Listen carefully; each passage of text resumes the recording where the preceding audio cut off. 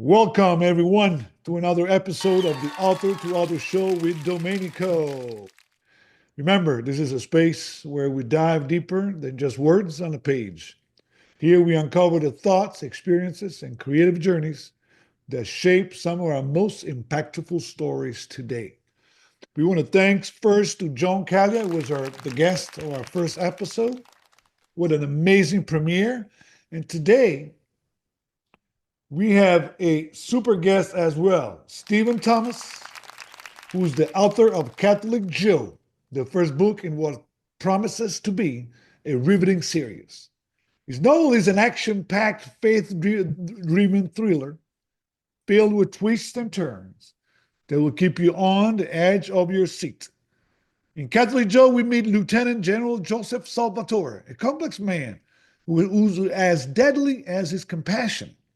He faces the battle not only for his family future, but also for justice in a world filled with corruption. It's a tale about faith, loyalty, courage, and the constant struggle between good and evil. Welcome, Stephen. And did I describe your book correctly? Please introduce Yeah, that yourself. was actually, you know what? I think I'm going to hire you, Domenico. All right. You're a Okay. paisan. I mean, we're talking about the Salvatores. So yeah, you'd be great. Salvatore, let me talk with some accent as well. There Yes. you go. There you go. Paisan. I know. I feel like when I talk, I've got such a squeaky voice. I feel like I need to put like an East Coast, Jersey, little twist on it because I'm talking about a tough guy. You know what I mean? Absolutely. No, you're right. You're right. But you're good. You're good. Your voice is good. It comes out quite clear. And tough guy Joe, go ahead. Tell us about Joe. Joe. So Yeah. So Lieutenant General Joseph Salvatore is really the person I wish I could be. Although I can't grow 4 inches or 5 inches, but yeah, he's just, he is a man's man. He is somebody that again, in an age where masculinity is seen as toxic, he's somebody that, it's funny because I wrote this book for men, right? I wrote specifically for Catholic men. Wanted to Okay. give them encouragement, hope, and the thing that shocked the heck out of me was that women love it. And it surprised me because I was like, I wrote this for men. But the thing is, and I asked them, I drilled down, I said, why do you like this book so much? Because they said it shows a beautiful masculinity as a man should live. And so that was one of the surprises as I wrote the book. But yeah, Joseph Salvatore, he is a man's man. He is somebody that, like you said, he could kill an enemy with his bare hands and with those same hands caress his wife and his children. So he's an enigma, but he is a champion for marriage. So the book really revolves around marriage, and he is a champion. Nice, nice. In my book, The Natives, an Epic Tale, there are few characters I can relate to. They can definitely connect with Joe uh, because they're the shamans, they're tribal leaders, they are wise, they have knowledge, they don't share as much, they try everything to keep their people safe. It's really a sci-fi. It's a clash of 1492 all over again between two ways of being human. We have Mm, the modern uh, money-based, government-based society starting back from the Sumerians and so forth, all the way down here in modern times in U.S. 1776 was also a major starting beginning of the modern form of government. At the same time, we have a sharing, cooperative, collaborative kind of in touch with nature, peaceful way of living, which was the Native American. Kind of recreates the 1492 spirit again. But mm. going back to you, Stephen. So, is there how much of Stephen is into Joe? Yeah, actually, it's funny because a lot of times people call me Joe. They call me or email. It's like, no, I'm not Joe. Now he's, like I said, there's a lot of different people into him, people that I admire. Because again, Joe is somebody who's deeply spiritual, very strong, very much an alpha male, but again with compassion. So I like to think there's a little bit of me in there, but but again, that's he's kind of my alter ego person I would love to be. But going back to what you're saying with your book, so one of the things that really shook my life was when I read "I Bury My Heart at Wounded Knee." It's about the Native American Indians and made a big impact on me. So I have a really great appreciation for what you're doing with your work, Domenico. I think that sounds like it's really, really interesting. As it is your work, because we really need to have those, like you said, beautiful masculinity models out there where young men can also relate and learn from it and kind of Yeah, guide them through. Go ahead. yeah, so yeah, and here's, my thing is that, and I wrote this article, they get the whole MAGA movement, you've got, Trump coming in, and I wrote an article called MAGA, What's Missing?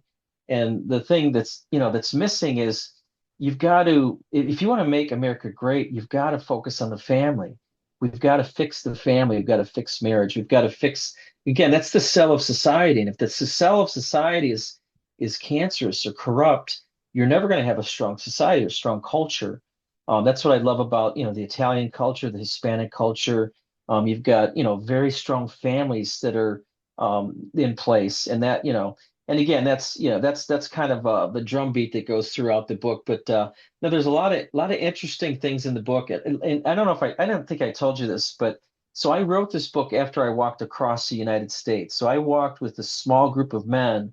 In total, we walked about 4,500 miles. We walked in the form of a cross. We're it's a pilgrimage. So we're praying for our country. We're praying for for families, for marriages, for our church. But I actually I was there for about 850 miles. And it was after, again, I'm no spring chicken, bro. I think I was 59 years old at the time, and walking through the Appalachian Mountains, and sometimes every step is just agony. But it was really after I did that pilgrimage that I feel like God gave me the grace. Again, everything is gift. Everything we do is gift, and it was, I feel like it was from that arduous journey that I took, that I really had kind of the resilience, right, and the persistence to kind of like put this book together.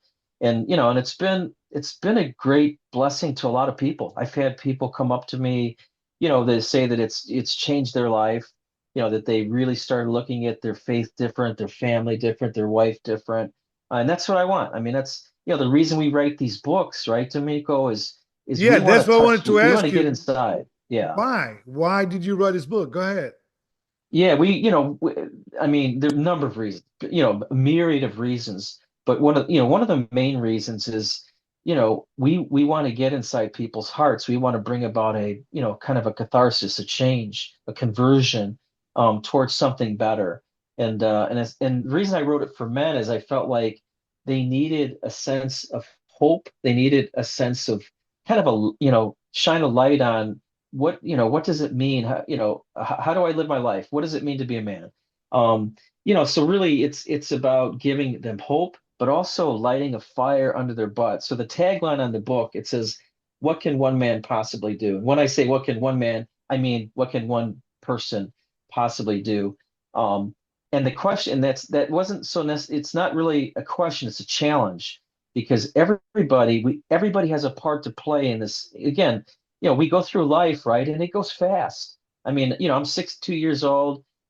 It goes by, and we've only got one pass through. And the thing is, we've got to make it amount to something. We've got to make it.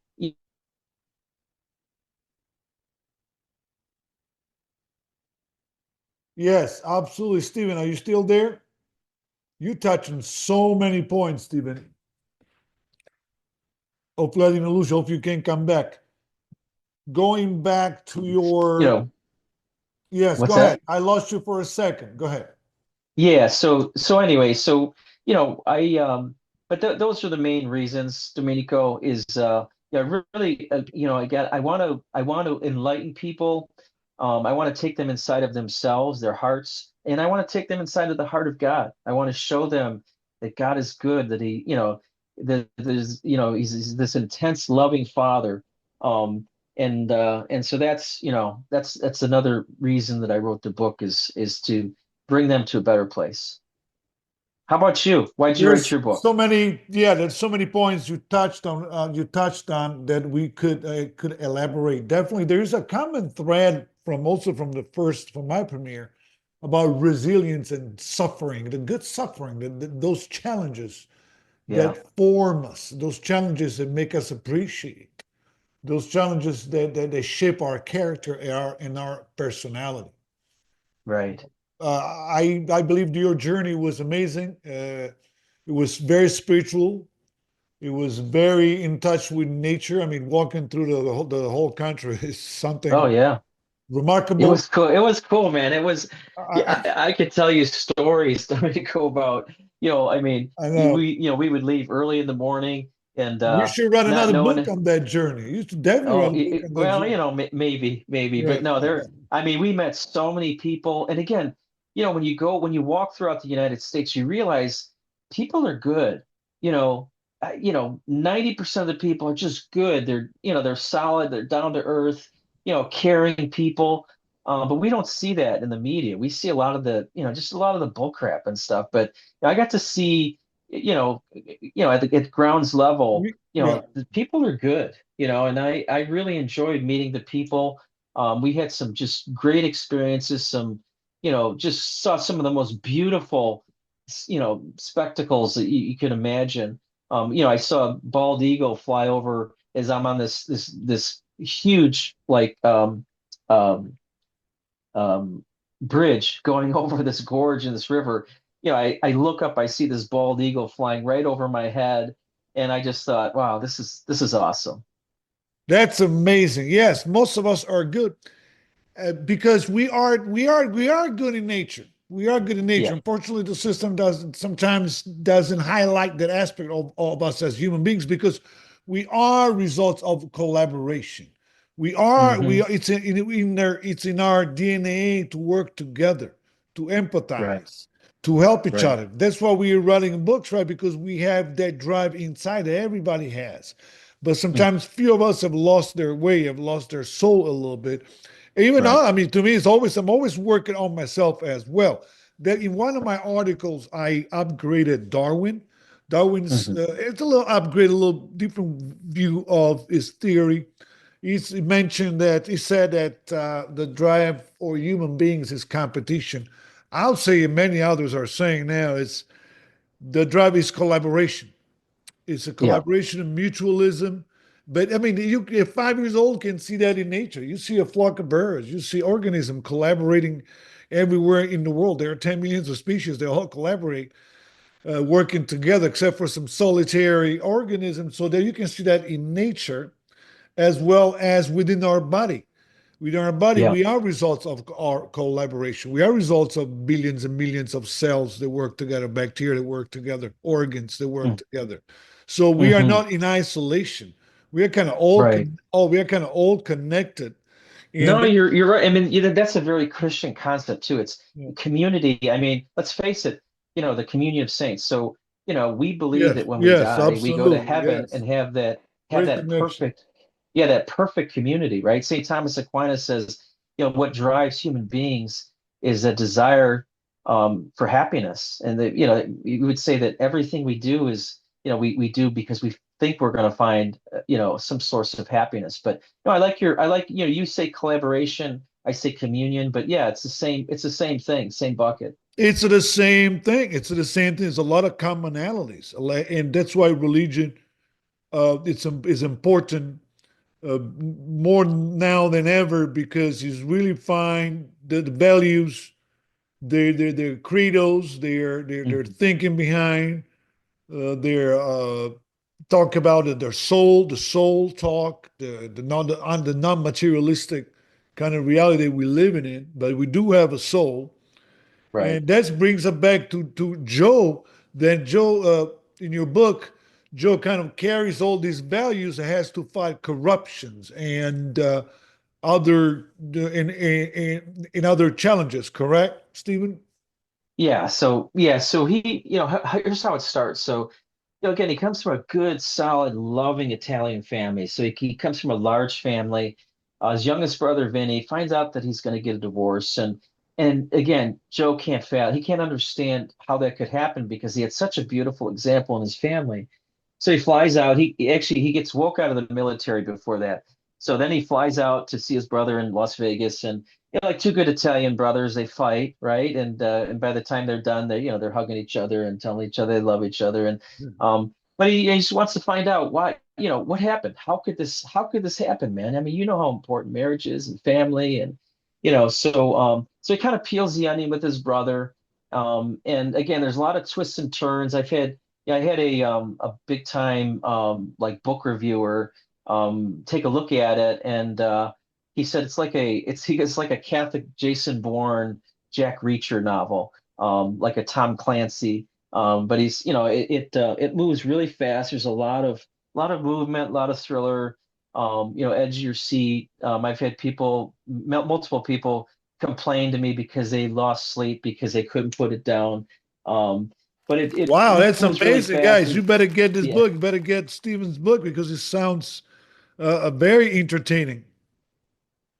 Yeah, it's again, it weaves a lot of different themes in, and again, family, faith, patriotism, but a lot of it's got a, again, I've got 8 children. I've got a big family, and again, I care about my children. I care about the future generations. And I again, we want to make it better. We want to make it better so that they can have a good future and everything. So that's part of the reason.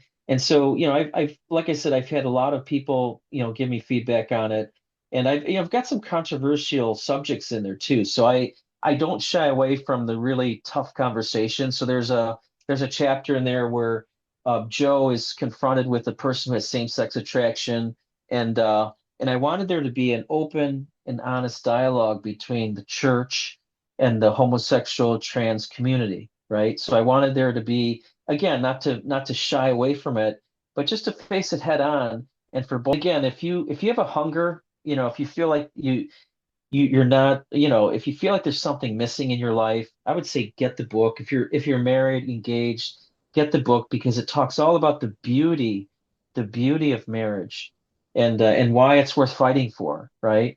And yeah, you can go to catholicjoesuperhero.com. So catholicjoesuperhero.com, and you can order the book. That's what I prefer. And no, great, Domenico. It's great talking to you. Wish you the best of success in your endeavors, especially with this podcast. And may it, hopefully it explodes, and you and Joe Rogan will be mentioned. Stephen, we have covered a lot today, from faith and corruption to courage and legacy. Both Catholic Joe and the natives, I believe, tackle timeless themes that go beyond entertainment. These themes challenge us to rethink who we are, who we trust, and who we stand for, right? Stephen, just want to thank you for joining me today. Your book is powerful and important story, and I have no doubt it's going to inspire a lot of readers. Before we wrap up, I want to thank you, those watching and listening rather than watching. I hope this conversation sparked some ideas and challenged your perceptions. What battles are you fighting in your own life? What's your legacy going to be? Drop your thoughts in the comments. And don't forget to check out both Catholic Joe and the Natives and Epic Tales. Those are great books for you. Great story. Get them today. Just start and read it. Okay? If you enjoyed this conversation, make sure to subscribe, like, and share. We have got more amazing author interviews coming your way, guys. Stay tuned. The same vibration, same frequency. The Author to Author Domenico Show, part 2 is officially over. Stay tuned. Watch episode 1. Goodbye. Ciao, ciao. Arrivederci. Au revoir.